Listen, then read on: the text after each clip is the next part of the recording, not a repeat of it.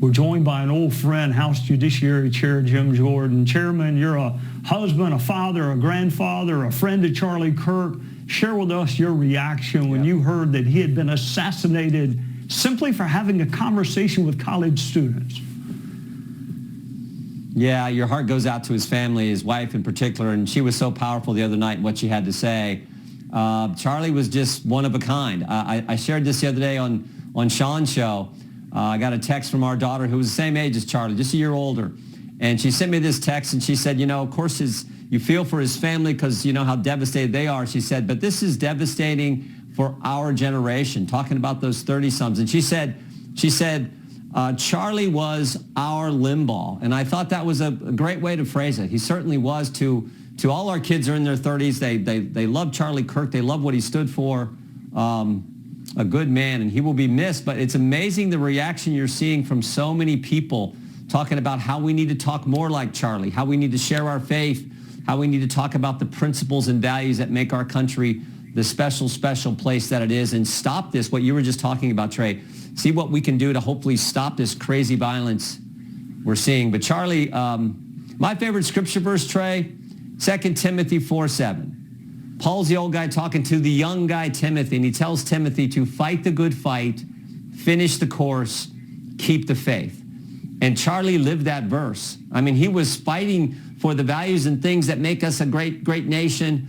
He certainly finished the course. He was doing that while this tragic event happened, and he most certainly kept the faith. He was sharing his faith every place he went. So he lived that verse, and it's just a tribute to the kind of individual he really was.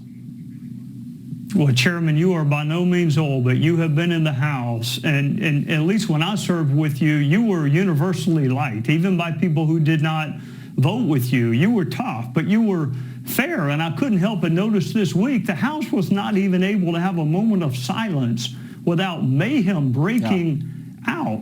What is happening within our politics, and can it be changed?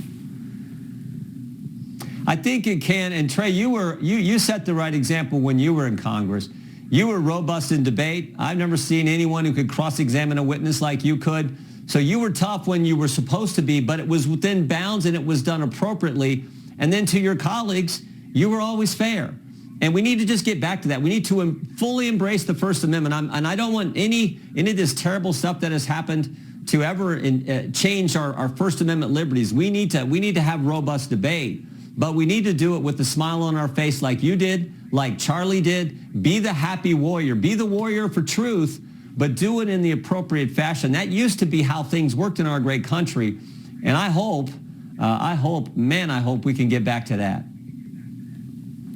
All right, Chairman, Gabby Gifford, you were there for that. Stevie Scalise, Paul Pelosi with the hammer, the son of a federal judge, Minnesota lawmakers, President Trump twice, now Charlie Kirk, and the small but vocal reaction of some. It's just impossible for me or you to understand how anyone could celebrate the taking of anyone's life. As a man of faith, and that's what you are, I'm sure that you are wondering and concerned about the soul of this country as a father and a grandfather. Yeah. It's something in the culture. I think in so many ways it's spiritual. We need to get back to our roots, I think, get back to, celebrating what America's supposed to be.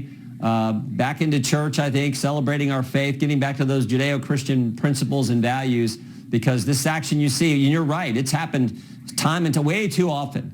Whether it was the examples you gave, the governor of Pennsylvania, the house was bombed or firebombed, and on it goes. It is all wrong. Let's just have the debate. Let's focus on the ideas that we want to debate, the principles and the policies. Let's not ever get to where it unfortunately seems to be now. And I think the best way to stop it is to set the right example.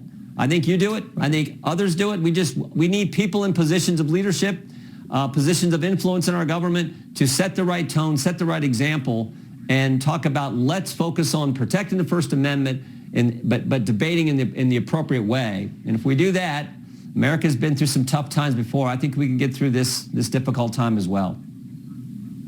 Well, you did it too, Chairman. I never heard you raise your voice outside a committee room, and you were respected and loved by people on both sides of the aisle. So you can be really, really tough ideologically, but also a decent human being. Chairman Jimmy Jordan, please give your wife Polly and your family our best, and God bless you. Same to you. Same to you. God bless. Take care.